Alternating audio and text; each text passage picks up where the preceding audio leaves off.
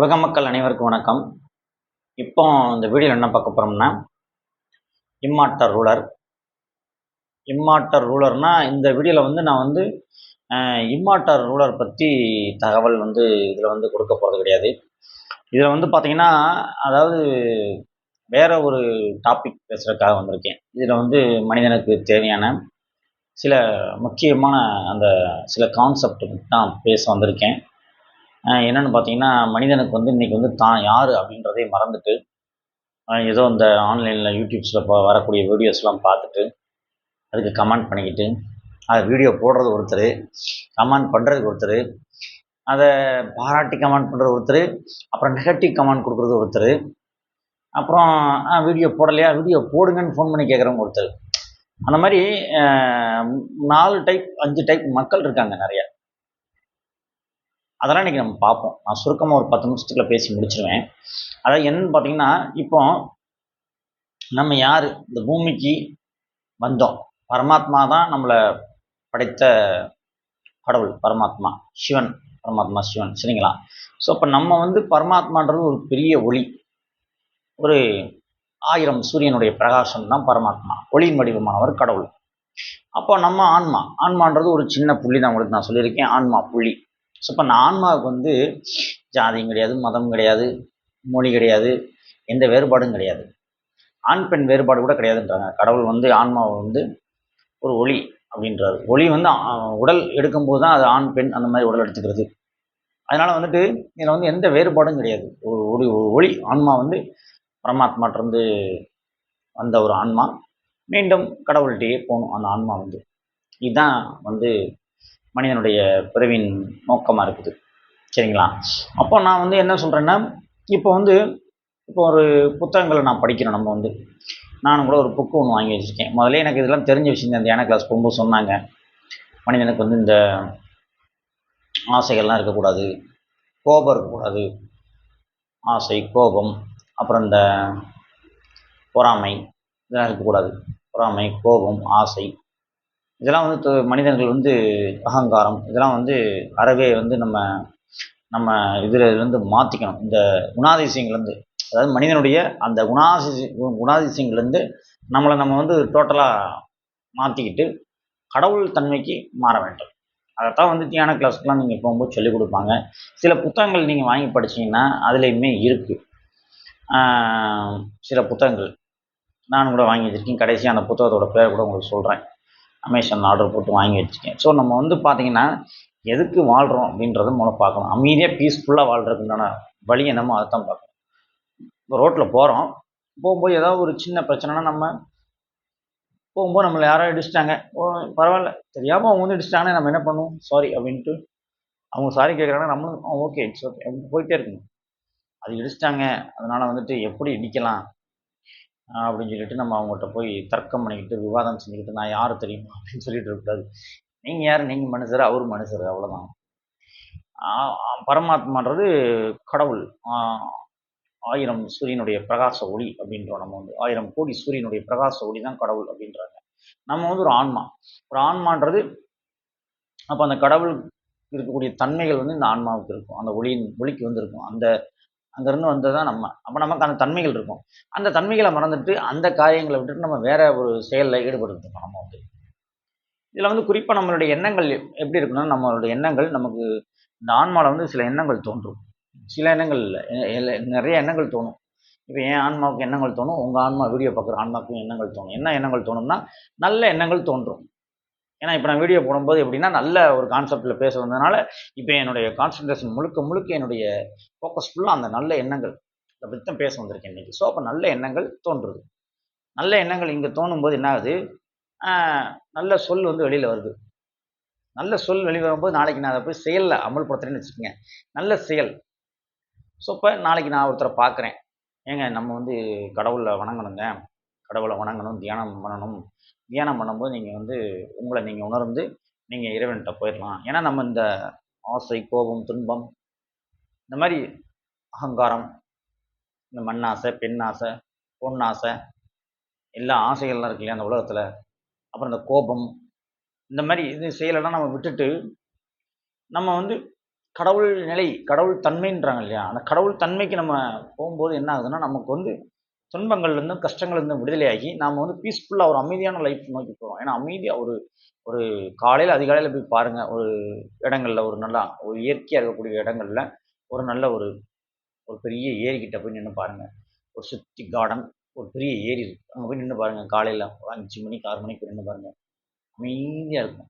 ஒரு 5 மணி 5:30க்கு. அப்போ சூரியன் உதயமாகும்போது நீங்க போய் நின்னு பார்த்தீங்கன்னா தெரியும். ஒரு 5:45 சூரியன் உதயமாகும்போது போய் நின்னு பாருங்க. அந்த இடமே ரொம்ப அமைதியா இருக்கும். அந்த அந்த மாரி இடங்கள்ல போய் நான் நிப்பேன். அந்த மாரி இடங்கள்ல நின்னு அப்படி ஒரு தியானம் பண்ணிட்டு வாங்க. அந்த இடத்துல நம்ம நிக்கும்போதே நமக்கு மனசுக்கும் அமைதியா இருக்கும். நமக்கு அப்படியே அத பார்க்க பார்க்க ரொம்ப பிடிக்கும். ஸோ, அப்ப மனிதன் அமைதிய தான் தேடுறான். பணத்தையோ, பொருளையோ மனிதன் தேடல. அவன தேட வைக்கிறாங்க. இந்த உலக மக்கள் வந்து உங்கள சுத்தி இருக்கவங்க வந்து, "என்ன நீ வேலைக்கு போலயா?" அப்படின்னு கேட்பாங்க. ஸோ, அப்ப வேலைக்கு போக வேண்டியதா, சம்பாதிக்க வேண்டியதா. நான் வேண்டான்னு சொல்லல. இந்த கான்செப்ட்க்கு வரேன். ஸோ, அப்ப நம்ம வந்து 5:45க்கு போறோம். ஒரு இடத்த பார்க்குறோம். அமைதியா இருக்கு அந்த இடம். அப்ப காலையில 6 மணிக்கு அந்த இடத்துல போய் கொஞ்ச நேரம் ஒரு 10 நிமிடமோ, ஒரு 20 நிமிடமோ நீங்க வாக்கிங் போனா கூட, வாக்கிங் போய் முடிச்சுட்டு ரிலாக்ஸா அப்படியே அந்த இடத்துல உட்கார்ந்து ஒரு 15 நிமிஷம் தியானம் பண்ணிட்டு, ஒரு 6:30 மணிக்கு ஒரு 5:45 டூ 6:30 இந்த ஒர்க்க பண்ணி பாருங்க. 5:30 டூ 6:30 1 ஹவர் அந்த வேலைய பண்ணி பாருங்க. உங்களுக்கு அன்னைக்கு ஃபுல்லா லைஃப் வந்து ஒரு பீஸ்ஃபுல்லா இருக்கும். அமைதியா இருக்கும். இல்ல காலையிலேயே எனக்கு நான் வீட்டுக்குள்ளேயே தியானம் பண்ண போறேன்னா உட்காருங்க. ஒரு 5 மணிக்கு உட்காருங்க தியானத்துல. அமைதியா இருக்கும். அன்னைக்கு லைஃபே ரொம்ப பீஸ்ஃபுல்லா இருக்கும். ஸோ, இப்ப எதுக்கு நான் சொல்ல வரேன்னா, மனிதன் வந்து அமைதிய தான் தேடி ஓடுறான். மனிதன் வந்து அமைதிய தேடி ஓடுகிறார். அப்போ அப்படி ஓடும்போது, அதான் கரெக்ட்டான லைஃபா இருக்கும். பணத்த தேடி ஓடுனீங்கன்னா, நீங்க அளவான பணத்த தேடி ஓடும்போது, நியாயமான பணத்த தேடி நீங்க ஓடும்போது, உங்களுக்கு பிரச்சனைகள் இல்ல. எனக்கு இல்ல, எனக்கு 1,00,00,000 வேணும், 2,00,00,000 வேணும்னு நீங்க தேடி ஓடுனீங்க, பிரச்சனையில மாட்ட போறீங்கன்னு அர்த்தம். இப்ப எனக்கு என்ன தேவை? மாசத்துக்கு எனக்கு ஒரு ரூ. 50,000 தேவைன்னா, அதுக்கு மட்டும் நான் பிளான் பண்ணா போதும். இல்ல ரூ. 1,00,000 எனக்கு வேணும்னு நெனச்சேன்னா, அதுக்கு மட்டும் பிளான் பண்ணணும். அதுதான் என்னுடைய ஆசைனா நியாயமான ஆசையா இருக்கணும். என்னுடைய இப்பய தேவை வந்து எனக்கு வந்து ஒரு ரூ. 50,000 இருந்தா போதும். இல்ல அதிகபட்சம் 1,00,000 அந்த திட்டத்த மட்டும் நீங்க வச்சுக்கணும். இல்ல எனக்கு மாசம் இவ்வளோ வேணும். எனக்கு மொத்தமா எனக்கு 10,00,00,000 கிடைச்சா நல்லா இருக்குமே. 1,00,00,000 கிடைச்சா நல்லா இருக்குமேன்னு சொல்லி நீங்க ஒரு பிசினஸ போய் தொடங்கி, அதுல நீங்க வந்து துன்பங்கள நீங்க வர வச்சுக்கிறீங்க. இது எனக்கு மட்டும் இல்ல. எல்லாருக்கும் சேர்த்து நான் அந்த வீடியோல சொல்றேன். மண்ணாசை, இடங்கள நெறைய வாங்கி போடுறது. பொன்னாசை, நகைகள வாங்கி குவிக்கிறது. நகைகள வாங்கி குவிச்சா என்ன ஆகும்? திருடுறதுக்கு திருடர்கள் வருவாங்க. அத பாதுகாக்கணும் நீங்க. சிசிடிவி வைக்கணும். அப்ப சிசிடிவி டெய்லி செக் பண்ணணும். யார் யார் வந்திருக்கா, போயிருக்கா. இதெல்லாம் உங்களுக்கு டென்ஷன் தானே! ஸோ சிசிடிவிலாம் வச்சுக்கங்க. நான் வேண்டான்னு சொல்லல. ஸோ டென்ஷன் ஆகாம பீஸ்ஃபுல்லா வாழ்றதுக்கு என்ன வழி? அதத்தான் பார்க்கணும். இப்ப அரசியல் நான் பேசினா என்ன ஆகும்? நெகட்டிவ் கமெண்ட்ஸ் குடுப்பாங்க. அப்ப என்ன ஆகும்? நான் ஒரு கட்சிய வையும்போது, அப்ப நாளைக்கு காலையில நான் போகும்போது அந்த கட்சிக்காரங்க என்னைய பார்த்தா மொறச்சு பார்ப்பாங்க. "நீ தானா அது? உன்னைய பார்த்துக்கிறேன்." அப்படின்னு மனசுக்குள்ள நெனச்சுட்டு போவாங்க. ஸோ அப்ப அதத்தான் நான் வந்து என்ன சொல்ல வரேன்னா, மனிதனானவன் நிம்மதியாவும், அமைதியாவும் வாழ்வதற்கு என்ன வழியோ, அதைத்தான் நம்ம பார்க்க வேண்டும். இந்த மனித உடல விட்டுட்டு மீண்டும் ஏன்னா நம்ம மனித உடல்ல குழந்தையா வந்திருக்கோம். மீண்டும் மரணமான பின்னாடி அந்த ஆன்மாவானது அந்த இறைவன்ட்ட திரும்ப போப்போது. அப்ப அந்த ஆன்மா வந்து மனிதனுக்கு வந்து இப்ப என்னென்ன இதெல்லாம் இருக்கோ, அதெல்லாம் நம்ம விட்டுட்டு, ஒரு தெய்வ நிலைய அடைஞ்சு, ஒரு மகான்கள போல, ரிஷிகள போல, நம்ம வந்து அந்த தெய்வ நிலைய அடையணும். தெய்வ நிலைய அடைஞ்சு நம்ம கரெக்ட்டா எல்லாம் அந்த ஆசை, இதெல்லாம் பற்று, அந்த இதெல்லாம் விட்டுட்டு, ஒரு பொறாமை, கோபம் நெறைய நிலைகள் சொல்றாங்க இல்லையா? அந்த அந்த அந்த இத அந்த தன்மையெல்லாம் நீங்க விட்டுட்டு, டோட்டலா நீங்க ஒரு தெய்வ தன்மைக்கு மாறி, உங்களுடைய ஆன்மாவ பரிசுத்தமா வச்சுக்கிட்டீங்கன்னா, அந்த ஆன்மா மீண்டும் வந்து பூமிக்கே வரப்போறதில்ல. இறைவன்ட்டயே போயிடும் அந்த ஆன்மா வந்து. அவ்வளோதான். திருப்பி வராது. நீங்க இந்த உலக ஆசைகள்ல சிக்கி, நெறையா அந்த உலக காரியங்கள்லயே அதிகமா நீங்க ஈடுபட்டுக்கிட்டு இருந்து, அந்த ஆன்மா வந்து கடவுள்ட்ட போனா திருப்பியும் பூமிக்கே வந்துருமா. திருப்பி அதே துன்பத்த தான் அனுபவிக்க போறீங்க. ஸோ, அப்போ நம்ம வாழ்க்கையில வந்து நம்ம ஒரு ஆன்மீக பாதைய செலக்ட் பண்ணி, ஒரு அமைதியான ஒரு பீஸ்ஃபுல்லான லைஃபா யாருக்கும் எந்த துன்பமும் இல்லாம எல்லாருக்கும் நல்லது பண்ணிட்டு எல்லாருக்கும் நல்லது பண்ணிட்டு, யாருக்கும் எந்த துன்பமும் தராம, அமைதியா வாழ்ந்துட்டு போனோம்னா, சத்தியுகம்னு சொல்லக்கூடிய அந்த யுகத்துக்குள்ள நம்ம போயிரலாம். அதுதான் வந்து உயர்ந்த ஒரு நிலை அப்படின்னு சொல்றாங்க. அது சரியை, கிரியை, ஞானம், யோகம் அப்படின்றாங்க இல்லையா?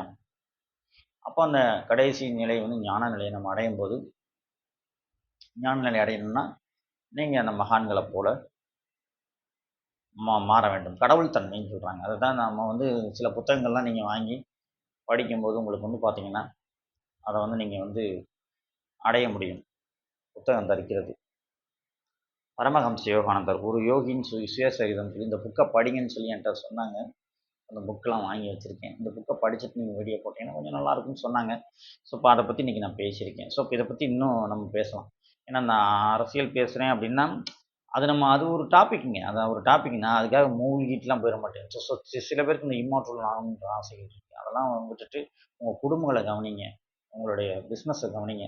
பிஸ்னஸ்லையுமே உங்களுக்கு பணம் எவ்வளோ தேவையோ அதை மட்டும் நீங்கள் இன்வெஸ்ட் பண்ணுங்கள். ஏன்னா சில பேர்லாம் பார்த்தா 18 மணி நேரம் உழைக்கிறாங்க. தூங்குறதெல்லாம் 6 மணி நேரம் தூங்குறாங்க. 15 மணி நேரம் உழைக்கிறாங்க. ஒரு 7 மணி நேரம் தூங்குறாங்க. 24 மணி நேரத்தில் 8 மணி நேரம் உழைச்சா போதும். ஆனால் இவங்க என்ன பண்ணிடுறாங்க, 16 மணி நேரம் உழைக்கிறாங்க. மீதி 8 மணி நேரம் தான் வீட்டில் இருக்கிறாங்க. இப்படி 16 மணி நேரம் உழைச்சி என்ன கொண்டு போகிறாங்க? மேலே கொண்டு போகும்போது எதாவது கொண்டு போகிறோமோ? ஒன்றும் கிடையாது. அதனால் நான் என்ன சொல்லிக்கிறேன், மனிதன் வந்து நிம்மதியாக அமைதியாக வாழ்கிறதுக்கு என்ன வழியோ அதை பார்க்கணும். அதனால் மனிதர்கள் வந்து ஜாதி இதெல்லாம் பார்க்கக்கூடாது. இன்னைக்கு கூட நான் நியூஸில் ஒன்று பார்த்தேன். ஏதோ போலீஸ்காரங்க வந்து பொதுமக்கள்கிட்ட வந்து இந்த பேச ஆரம்பிச்சேன் பார்த்தீங்களா? இந்த மாதிரி பேசினாலே பிரச்சனை தான். லைட்டாக பேசிக்கிறோம். ஸோ இப்போ என்ன சொல்ல வரேன்னா, இன்றைக்கி நான் அமைதியாக கொஞ்சம் தியானம் பண்ணிட்டு பேச ஆரம்பிச்சதுனால தான் இப்போ ரொம்ப அமைதியாக மென்மையாக பேசுகிறேன். ஸோ இப்போ ஏதோ ஜாதியை சொல்லி திட்டிருக்காங்க. ஒரு புகார் கொடுக்க போனவங்களை ஏதோ போலீஸ்காரங்க. அது ஏதோ பிரச்சனையாக இஷ்யூ ஆகி தலைப்புச் செய்தியெல்லாம் ஓடிக்கிட்டு இருந்துச்சு. அப்புறம் அது முடிஞ்சு போச்சு. தஞ்சாவூரில் தான். ஸோ தஞ்சாவூர் எவ்வளோ பெரிய ஒரு அழகான ஒரு கோயில்கள் அதிகமாக இருக்கக்கூடிய ஒரு ஊர் தஞ்சாவூர் தான். அப்போ அங்கே மக்கள் வந்து ஆன்மீக பாதையை தேடுங்க. சித்தர்கள் எப்படி அமைதியாக வாழ்ந்துட்டு போனாங்க, அந்த மாதிரி ஒரு நல்ல பாதையை தேடணும். இயேசுநாதராக இருக்கட்டும், இப்போ நான் சொல்லக்கூடிய அந்த யோகானந்த பரமஹம்சன், மகாவதார் பாபாஜி, பெரிய பெரிய மகான்கள்லாம் சித்தர்கள்லாம் தமிழர்கள் வந்து தமிழ் மண்ணில் வாழ்ந்துருக்காங்க. பல மகான்கள், ரிஷிகள், சித்தர்கள்லாம் தமிழ் மண்ணில் வாழ்ந்துட்டு போயிருக்காங்க. ஸோ இப்போ அவர்களைப் போல நாமும் வாழ வேண்டும். இப்போ வந்து பார்த்தோம்னா இதில் வந்து தமிழன், ஆங்கிலேயர், தமிழன், மலையாளி, கன்னடர், தெலுங்கர் அப்படின்னு சொல்லி ஸ்டேட்டுக்கு ஒரு மொழியை வச்சுக்கிட்டு நான் தமிழன் அப்படின்னு சொல்லி கெத்து காட்டுறது. நான் என்ன சொல்கிறேன், எல்லோரும் மனிதர் அப்படி மாறிக்கிங்க. எனக்குலாம் அதில் அந்த இதுலலாம் சில இதில் வேணும்னே இப்படி இலங்கையில் பேசி தான் பிரச்சனையை உருவாக்கி அங்கே ஒரு பெரிய போரை உருவாக்கி அங்கே அந்த பூமியிலே ஒரு அமைதியை சீர்குலைச்சி விட்டீங்க. பாவம் அந்த மக்கள் ஆயுதத்தை ஏந்தி தவறான பாதையில் அவங்கள வழிநடத்தி கடைசியில் அந்த பெரிய சிக்கல்லையும் பெரிய இதுலேயும் மாட்டிக்கிட்டாங்க. வீரமாக இருக்க வேண்டியதான், வேண்டான்னு சொல்லலை. ஆனால் சிந்தித்து நம்ம செயல்பட வேண்டும். யாரோ ஒருத்தவங்க சொல்கிறாங்கன்றக்காக யுத்தம் செஞ்சுட்டு இருக்கக்கூடாது. நாம் எல்லாரும் இங்கே மனிதர், அதை உணரணும். அப்படி உணரக்கூடிய காலங்கள் தான் அந்த சத்தியுகம்ன்றாங்க. அதை வந்து எல்லாரும் அப்படி உணர்ந்த பின்னாடி தான் சத்தியுகம் பிறக்குமா, இல்லை உண்மையிலே கடவுளோட அவதாரம்லாம் பூமிக்கு வரப்போதான்னு எனக்கு தெரியல. அதனால தான் நான் என்ன சொல்கிறேன், இல்லைன்னா நல்ல ஒரு மனிதனை நடத்தக்கூடிய ஒரு நல்ல ஒரு தலைவன் தேவை. ஒரு நல்ல தலைவன் வந்துட்டாலே இங்கே ஜாதி, மதம், மொழி இதெல்லாம் கடந்து ஒரு நல்ல ஆட்சியை கொடுக்கும்போது எல்லாமே இங்கே டோட்டலாக சிஸ்டம்ஸ்லாம் மாறிடும். அப்படி மாறும்போதே உங்களுக்கு எல்லாமே இங்கே பூமியே ஒரு சொர்க்கமாக மாறிடும். இங்கே பூமியில் தான் நிறைய பிரச்சனைகள் இருக்குது. ஏன்னா நான் கர்நாடகா போயிருக்கேன், கேரளா போயிருக்கேன், ஆந்திரா போயிருக்கேன். போகிற இடங்கள் நம்ம வந்து எல்லாரையும் நம்ம சக மனுஷராக பார்க்கணும், சக நண்பர்களாக பார்க்கணும். நம்மளை மாதிரி அவங்க சகோதர சகோதரிகள் அப்படி பார்க்கணும். ஹிந்திக்காரங்க நம்ம நண்பர்கள் தான், கேரளாக்காரங்க நம்ம நண்பர்கள், கன்னடம், ஆந்திரா மக்கள் எல்லாம் நம்ம நண்பர்கள் தான். சில பேர் பாலிட்டிக்ஸுக்காக இப்படி உசிப்பேற்றி விடுவாங்க, தமிழன் அப்படின்னு. அப்படி உசிப்பேற்றி விட்டு தான் இலங்கையில் பிரச்சனையாச்சு பார்த்தீங்களா? அதனால நான் என்ன சொல்கிறேன், எங்கள் வாட்ஸ்அப் குழுவில் கூட இன்றைக்கி நான் அதான் சொன்னேன், நாம் எல்லாரும் மனிதர்கள்.